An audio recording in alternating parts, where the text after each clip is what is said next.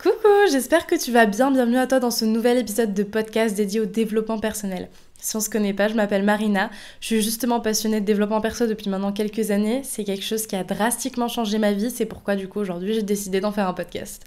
Donc je te partage mes story time, ma propre histoire, mes conseils et on en discute ensemble. Donc serre-toi un thé, commence à manger, enfile tes écouteurs si tu fais semblant de travailler. On va commencer.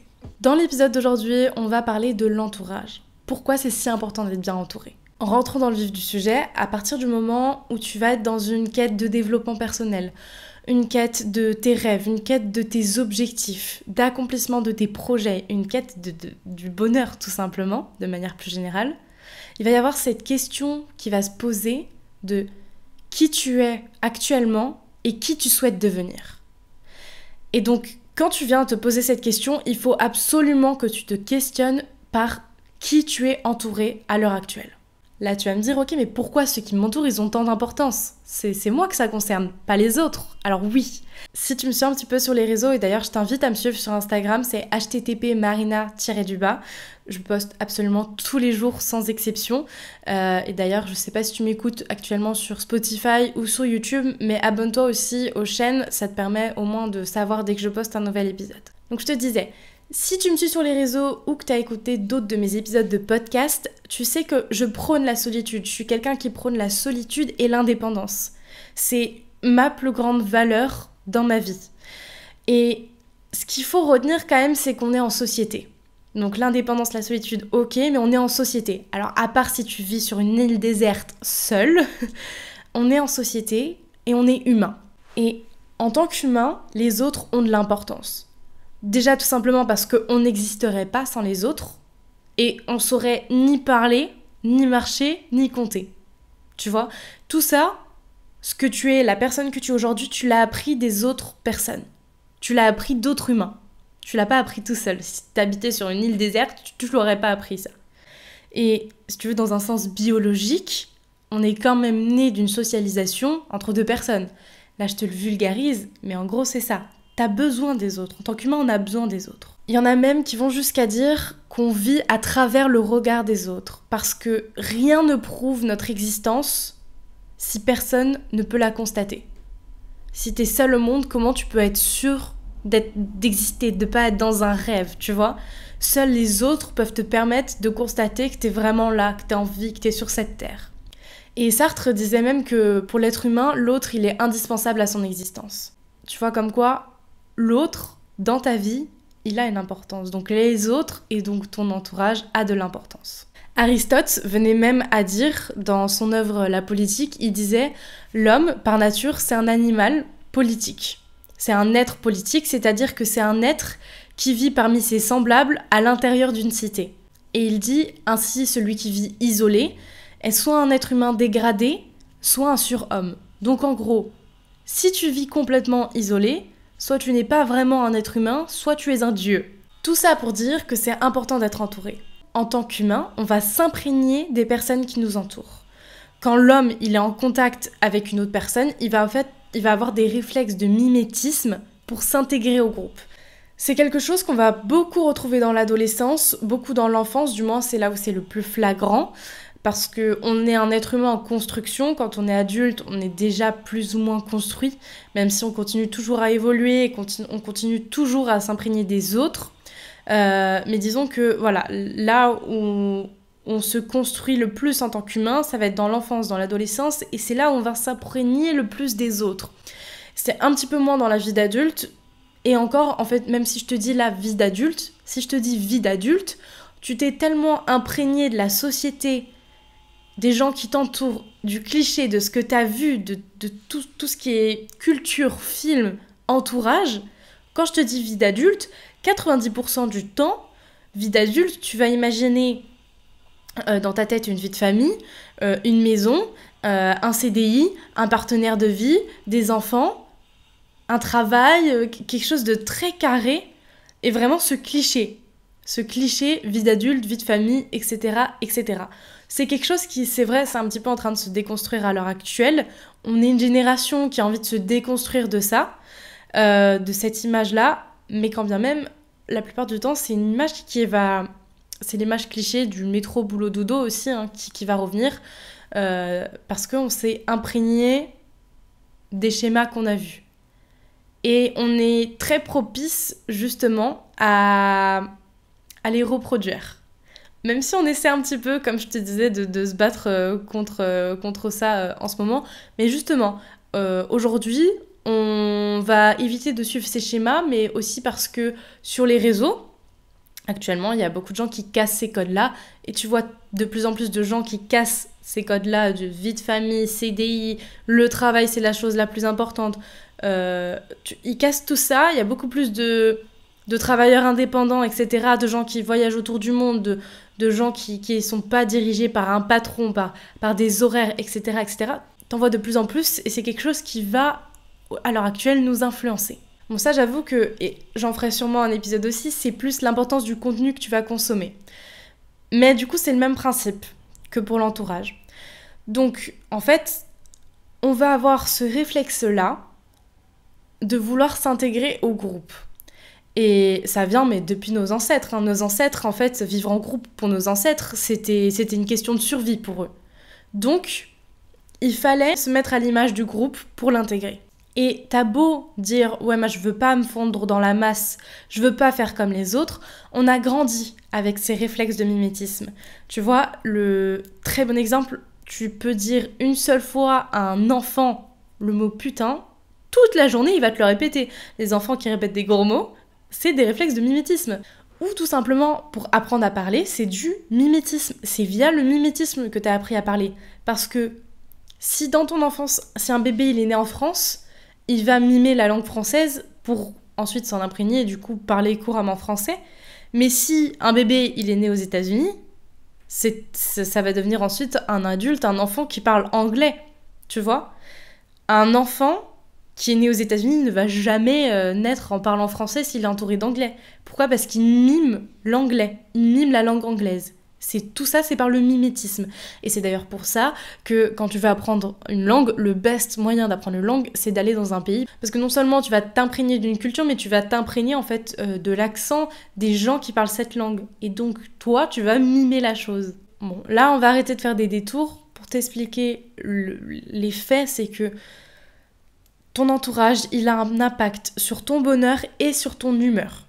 Si t'es entouré de personnes qui sont très positives, ça va être plus simple pour toi de ressortir en toi le positif, tu vois. Alors que si t'es entouré de personnes hyper négatives, qui râlent tout le temps, qui sont toujours dans le négatif, elles vont avoir un effet néfaste sur toi. Que ce soit sur ta santé mentale ou sur ton humeur. Et je pense que tu vois très bien ce truc de... Des fois, tu passes du temps avec des personnes. Quand tu quittes ces personnes-là, tu te dis, putain, mais je suis morte, quoi. Elle a vidé mes batteries. Genre, t'as l'impression elle te vide de ton énergie. T'as des personnes, elles te vident de ton énergie. Parce que les personnes qui t'entourent, elles ont un impact sur toi. Si t'es entouré de personnes positives, tu vas t'imprégner de leur humeur, de leur good vibes, tu vois. Si t'es entouré de personnes négatives, qui râlent tout le temps, tu vas tellement entendre des gens être dans le négatif, dire des choses comme « je vais jamais y arriver, je suis pas capable, c'est nul, il fait moche, non. » Tous les trucs négatifs, une personne qui voit que les aspects négatifs et qui te plombe le moral, tu vas tellement l'entendre que tu vas commencer à toi-même le faire. Et donc, tu vas te sentir mal. Quand tu râles tout le temps, quand tu vois toujours le négatif dans ta vie, tu te sens mal. Là, c'est pareil. Je vais te donner un exemple qui va peut-être plus te parler que énergie positive, énergie négative. Je suis pas du tout marseillaise à la base. Quand je suis arrivée à Marseille, j'avais pas du tout d'expression marseillaise. Alors que maintenant, les expressions de Marseille, je les ai imprégnées. J'ai tellement entendu pendant une année entière des mots qui ont été répétés autour de moi. Tarpin, dégain, tiefada, etc., etc. Le cliché du Marseillais, mais c'est réel, c'est des mots qu'ils emploient tout le temps, c'est des mots qu'on emploie tout le temps. Mais je les ai tellement entendus que je m'en suis imprégnée. C'est pareil quand une personne râle, elle râle tellement que toi tu t'en imprègnes et tu finis par râler. Et tu finis par du coup dire plein de choses négatives. Les scientifiques, ils appellent ce phénomène-là les neurones miroirs. C'est aussi appelé les neurones empathiques. Empathique, pourquoi ? Petit rappel, c'est que l'empathie, c'est quand tu perçois ce que l'autre ressent. Et c'est vraiment Ce truc-là, ça vient du fake it until you make it. Le fake it until you make it, c'est faire semblant de quelque chose jusqu'à ce que ça arrive. C'est faire semblant d'avoir confiance en toi jusqu'à ce que tu aies confiance en toi. Donc si je te résume la chose, c'est que tu es entouré de personnes négatives qui se répètent « Je suis nulle, il pleut, il fait moche, c'est trop nul, la vie est nulle, je vais pas y arriver, c'est trop dur », qui râlent tout le temps. Tu l'entends tellement que du coup tes neurones miroirs, ils vont se mettre en place et tu vas apprendre, tu vas intégrer ces mots-là toi-même, donc tu t'en imprègnes. Donc toi-même tu commences à être négatif, et il pleut, et c'est nul, et j'y arriverai pas, mais c'est trop dur, et je pourrai pas.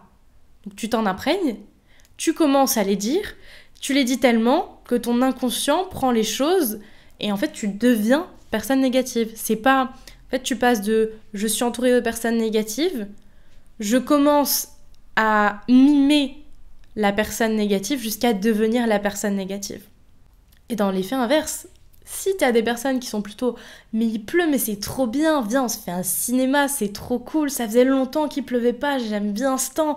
Et tu sais quoi ? Mais je vais y arriver, j'ai envie de faire quelque chose, je vais y arriver. Ça va peut-être être difficile, mais j'en suis capable. » Si t'entends très souvent ce discours, tu vas t'en imprégner, tu vas commencer à le dire, tu vas le mimer, et tu vas l'imprégner en toi, donc tu vas devenir une personne positive. Et tu vas devenir cette personne justement qui est capable, cette personne qui est heureuse de tout.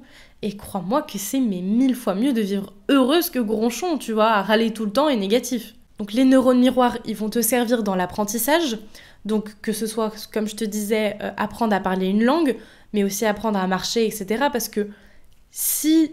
tu vois, c'est comme dans le livre de la jungle. Si t'avais été entouré, si t'avais grandi parmi des singes, que tu n'avais vu que des singes, tu te déplacerais comme un singe, tu te déplacerais pas comme un humain, t'aurais pas appris à marcher, t'aurais pas appris à te comporter de la même manière qu'un humain. Tu l'as appris par le mimétisme. Donc ces petits neurones miroirs, ils jouent quand même un rôle assez important dans notre vie, puisqu'ils interviennent à plein de moments. Le sourire ou le rire. On dit très souvent que le rire, il est contagieux. Bah en fait, tu reproduis le comportement qui t'entoure. Tu reproduis le rire à cause du neurone miroir. Bailler, c'est pareil. Quand quelqu'un baille, si tu regardes quelqu'un bailler, t'as envie de bailler. Bah, ça vient des neurones miroirs. Quand tu vois quelqu'un qui est triste ou un film triste, tu vois, tu ressens de la peine, tu le ressens en toi. C'est les neurones miroirs, les neurones empathiques, c'est ça. Et toute ta vie, tu vas reproduire des comportements que tu vois. Tu peux demander à une personne qui fume comment elle a commencé à fumer. Et les 3/4 du temps, une personne qui fume, elle va te dire j'ai commencé à fumer parce que ma mère fumait, parce que j'étais entourée de potes qui fumaient, et du coup une fois j'ai testé et je me suis imprégnée de ça. Je pense que tu as déjà dû entendre cette phrase, c'est que nous sommes la moyenne des 5 personnes que nous côtoyons le plus. C'est Jim Rohn qui a dit cette phrase, et il y a vraiment des études qui ont été menées sur ça. Et je vais te donner quelques exercices pour que tu comprennes et que tu réalises à quel point c'est important. Parce que tu vas me dire, ok, je suis entourée de gens qui râlent, et alors ? Mais en fait, ça ne joue pas que sur ton humeur, ça joue sur plein de choses. Ça va jouer sur tous les facteurs de ta vie, on va le voir dans quelques minutes. Il y a une étude qui a été menée, je te mettrai l'étude en description, sur le surpoids et l'obésité. Ils ont voulu évaluer et voir un petit peu en fait, la corpulence des gens qui entretiennent des relations, que ce soit amicales ou des gens qui appartiennent à la même famille, que ce soit ton conjoint, un camarade de classe, etc. Est-ce qu'ils avaient un peu la même corpulence ? Est-ce qu'ils avaient le même physique ? Et en fait, ils ont conclu que ce soit le surpoids ou tous les petits comportements qui contribuent au surpoids et à l'obésité, donc par exemple la fréquentation des fast-foods ou alors le manque d'activité physique, tout ça. Donc ça a été démontré que si tes potes ou si tes proches, ils sont en surpoids, t'as une probabilité qui est plus élevée que toi, tu sois aussi en surpoids. Donc là, il y a un autre truc qui va rentrer en jeu, c'est parce qu'on fait de l'apprentissage social.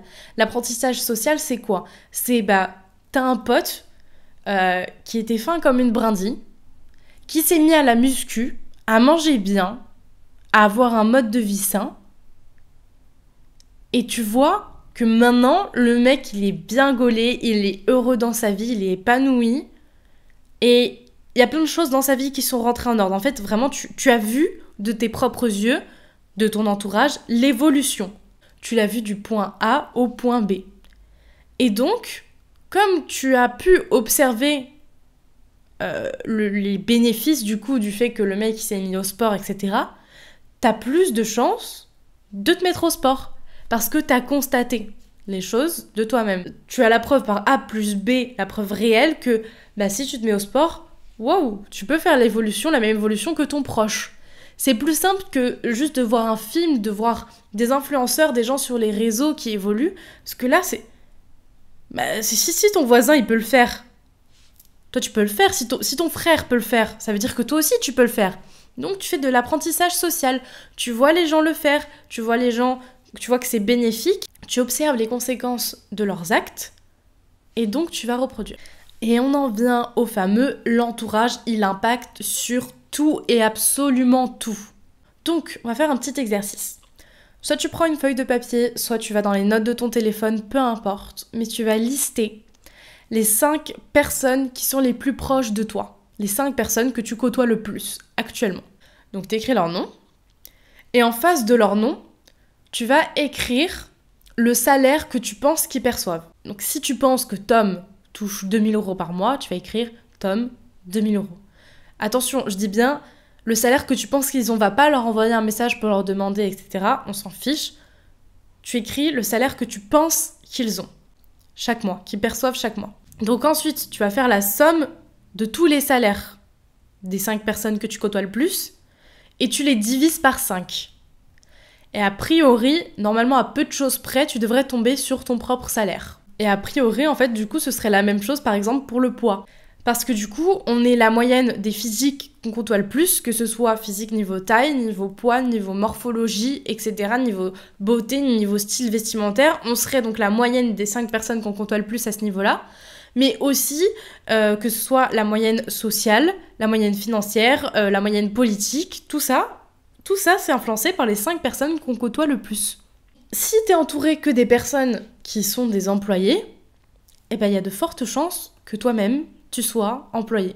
Et en plus de ça, ce qui n'arrange rien à ça, c'est qu'on traîne toujours en bande. Ça se faisait beaucoup au collège.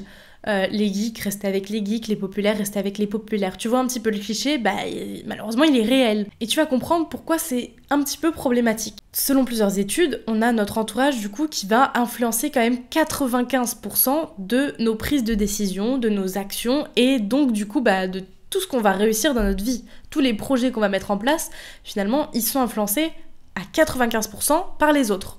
Si t'es entouré de personnes qui restent tout le temps dans leur zone de confort, quand tu vas leur parler de ton nouveau projet, de tes nouvelles ambitions, de ton envie de monter ton business, ils vont te donner leur avis. Comme c'est les personnes que tu côtoies le plus, en général, leur avis va quand même avoir un impact sur toi. Il compte. Leur avis compte pour toi. Donc si t'es entouré de personnes qui restent dans leur zone de confort et que tu leur parles de trucs, genre je vais me lancer dans un nouveau business, je veux être indépendant, je vais tout plaquer pour essayer de me mettre à fond dedans, tu leur parles d'un nouveau projet, ils vont te dire « Ah mais c'est risqué. Ah non mais tu devrais pas. Ah non mais ça va être trop difficile. Non mais tu vas rater, c'est pas possible. Enfin c'est pas un projet sécure, quelle idée. » Tu vois, ils vont t'influencer en fait.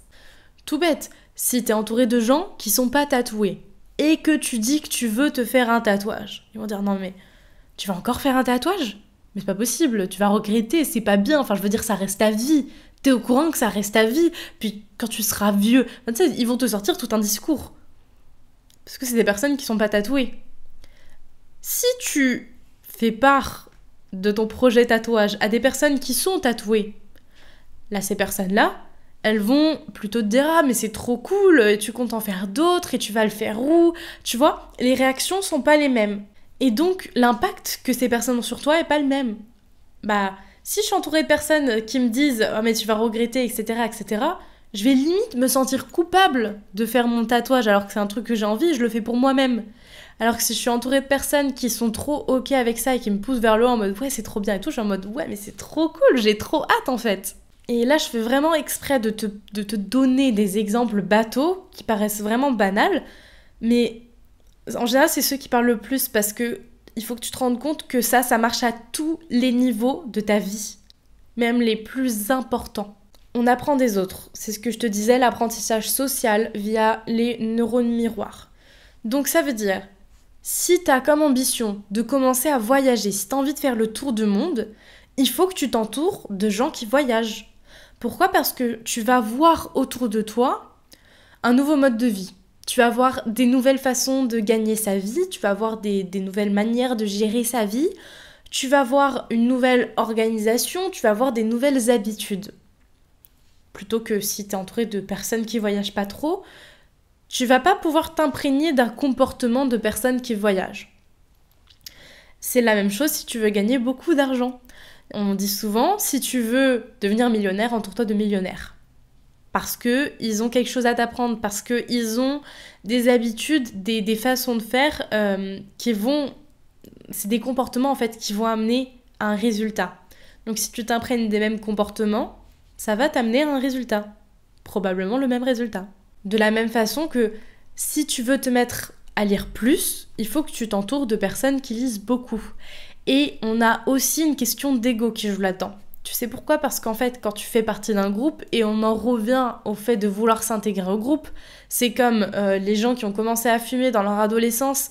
L'adolescence, c'est là où tu as le plus besoin, l'envie de t'intégrer à un groupe, tu as besoin de te sentir, en fait, de faire partie d'un groupe. Donc dans l'adolescence, les personnes qui se sont mis à fumer au collège, etc., c'était aussi un petit peu une question d'ego. C'est... Ah mais ils fument, c'est considéré comme stylé pour eux, pour le groupe qui fume, donc si je veux que ça reste mes potes, il faut que je fume aussi.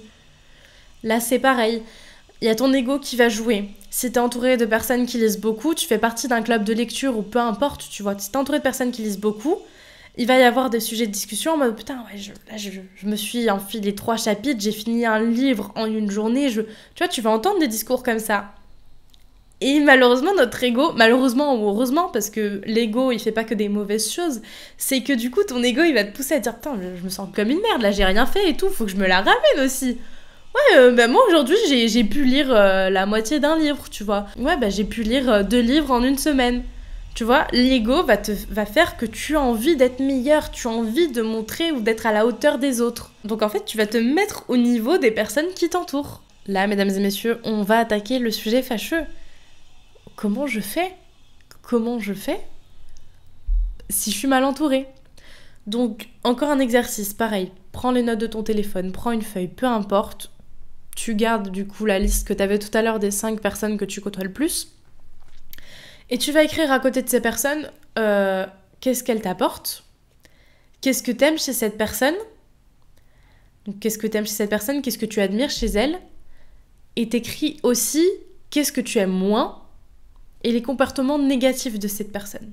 Tu fais ça pour chaque personne. S'il faut, tu mets le podcast en pause, tu reprends juste après. Donc, qu'est-ce que t'aimes ? L'aspect positif. Qu'est-ce que t'aimes moins ? Les aspects négatifs. Et ensuite, tu vas écrire pour chacune de ces personnes qu'est-ce qu'elles font ressortir en toi. Tu vois, c'est ce que je te disais. Est-ce que quand je suis avec cette personne, quand je passe du temps avec cette personne, je me sens vidée de mon énergie ? Je me sens mal, je me sens culpabilisée, je me sens triste, je me sens pas bien. Ou est-ce que je me sens plutôt requinquée, motivée, je me sens capable d'accomplir des choses. Tu vois, parce qu'il y a des personnes, tu vas échanger avec elles.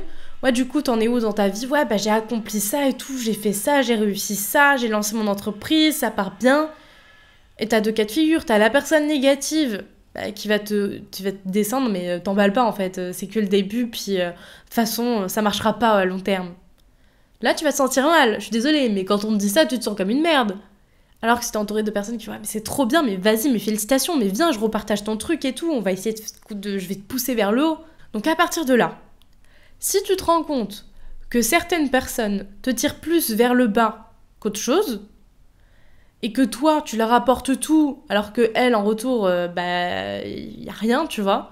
Tu leur apportes beaucoup, ça vient souvent du syndrome du sauveur. Moi, je l'ai beaucoup eu. J'essaye de lutter contre ça. C'est que souvent, quand une personne est vraiment au bout de sa vie, elle est pas bien, elle va avoir des comportements hyper négatifs. Et toi, t'es là, en mode, t'essayes de l'aider et tout, sauf que toi, tu lui apportes tout. T'as un peu ce comportement de psychologue, de sauveur, de je vais t'aider, je suis un héros, je vais te sauver de cette situation. Sauf que la personne, rends-toi compte d'une chose, tu ne changes pas les gens. La seule personne qui est capable de changer une personne, c'est elle-même.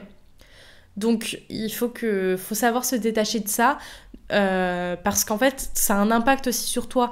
Si la personne ne t'apporte rien que juste se plaindre et juste en fait elle a besoin de puiser dans ton énergie positive pour essayer de se rattraper, d'essayer d'attraper la bouée, non seulement tu lui rends pas service parce que tant qu'elle se sauve pas elle-même, elle dépendra des autres et elle restera dans son malheur, mais en plus de ça, toi ça t'impacte, ça ne t'apporte rien et c'est vraiment néfaste pour toi-même. Donc il faut que tu apprennes à couper les ponts. Il faut que tu arrêtes d'avoir peur de couper les ponts avec les gens. Je veux dire, arrête d'avoir peur de mettre fin aux relations, c'est pas grave. Dans tous les cas, une relation, elle finit tôt ou tard. On est des milliards sur Terre. Donc c'est pas grave, une relation elle finit, tu vas en avoir 15 000 autres. T'as eu 15 000 autres personnes dans ta vie avant, t'as rencontré des gens, les relations se sont coupées et c'est pas grave, c'est la vie. Moi j'ai mis fin à des amitiés avec des gens que je voyais mais tous les jours, vraiment on se voyait tous les jours. J'ai mis fin à ces amitiés-là parce que c'était des personnes, elles étaient pas ambitieuses, elles étaient négatives. Dès que je leur parlais de quelque chose, en fait, on me tirait vers le bas. Genre, j'avais des ambitions au niveau professionnel ou quoi, on me tirait plus vers le bas qu'autre chose, tu vois. C'était pas des personnes qui étaient ouais, bah vas-y et tout, c'est bien, tu vas y arriver, moi je crois en toi. Genre, pas du tout, c'était l'effet inverse. Je me sentais pas bien avec ces personnes et moi je leur donnais tout à cause du syndrome du sauveur, justement. Je leur donnais tout. Donc, à un moment, j'ai décidé de couper les ponts. Et ça, je le dis dans beaucoup de podcasts quand je te parle des relations. Si tu décides de couper une relation pour X ou Y raison, tu expliques pourquoi et tu communiques. Ne ghoste pas la personne. C'est juste un manque de respect de faire ça. Donc il faut avoir les coronesses de communiquer. Je sais, c'est pas toujours facile parce que tu mets ton ego de côté. Mais il faut savoir dire, bon bah écoute, je pense que c'est mieux qu'on arrête de se parler là maintenant. Parce qu'il y a ça qui va pas, il y a ça qui va pas. Ça me correspond pas. Et juste, c'est... Faut pouvoir dire les choses, pouvoir dire, bah c'est un comportement qui me correspond pas. Moi, j'ai besoin de personnes qui se comportent plus comme ça. Et c'est pas grave. Si la personne, elle est pas capable, elle le prend mal, elle est pas capable de comprendre les choses, alors faut dire les choses sous une certaine forme aussi, hein. Mais si elle est pas capable de comprendre les choses, qu'elle les prend mal, qu'elle comprend pas, ça c'est entre ses mains. C'est pas ta responsabilité. Toi, tu lui as expliqué calmement les choses, respectueusement les choses. Maintenant, tu te défais d'un fardeau. Tu te défais d'un fardeau. Parce qu'il y a un moment, ça va. Quand t'es une personne hyper positive, moi je suis une personne hyper positive dans la vie, je suis toujours positive, ben, ça te met un coup de masse quand tu fréquentes des gens négatifs. Alors que toi, à la base, tu te sens bien, tu vois, tu te sens bien, t'as confiance en toi et En fait, c'est comme t'es dans ta course, t'es dans ton sprint et juste on te fait trébucher. On te fait trébucher et du coup on te ralentit. Bah moi j'ai pas besoin de personnes qui me ralentissent dans la vie. Bah toi c'est pareil. Et tu sais quoi ? Raison de plus pour que tu n'aies pas peur de couper les ponts, c'est que apparemment on dit qu'en fait on perd des amis tous les 7 ans. Tous les 7 ans environ on perdrait des amis et c'est d'ailleurs pour ça qu'on dit que les amitiés qui durent plus de 7 ans, elles dureraient soi-disant toute une vie. Bon, est-ce que c'est un cliché ? Est-ce que c'est un proverbe ? Est-ce que c'est juste... je sais pas. Mais le fait est que, normalement, nos relations sont plus les mêmes tous les 7 ans. Donc si aujourd'hui, tu es entouré par exactement les mêmes amis qu'il y a 7 ans, bah c'est pas forcément bon signe. C'est pas forcément bon signe que t'as des bonnes relations. C'est plutôt que peut-être que c'est un signe que tu stagnes. Tu stagnes dans ta vie, t'évolues plus. T'es au point mort, en fait. Est-ce que les 5 personnes que tu côtoies le plus actuellement, c'est les mêmes que tu côtoyais le plus il y a 7 ans ? En principe, ça ne devrait pas. Il y a au moins 2 ou 3 personnes qui devraient changer. Ça devrait pas, tu sais pourquoi ? Parce que en fait, la vie, elle est faite de changements. T'es sur un chemin qui va prendre certaines directions. Donc parfois, tu vas vouloir te lancer dans l'entrepreneuriat ou plutôt te lancer dans les voyages, tu vois ? Donc parfois dans la vie, il va falloir qu'à un moment dans ta vie, par exemple, tu vas être entouré d'entrepreneurs au moment où tu veux lancer ta boîte. Après, tu vas être plutôt entouré de jeunes couples à un moment où tu vas vouloir construire une famille dans ta vie. Peut-être que tu vas être entouré un peu plus de sportifs à un moment où tu voudras reprendre le sport dans ta vie, etc., etc.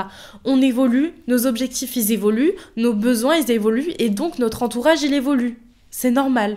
Ce qui est important, et c'est là que je te disais que le fait qu'on on a tendance à traîner en bande, ce que je te disais avec le cliché du geek, des populaires, etc.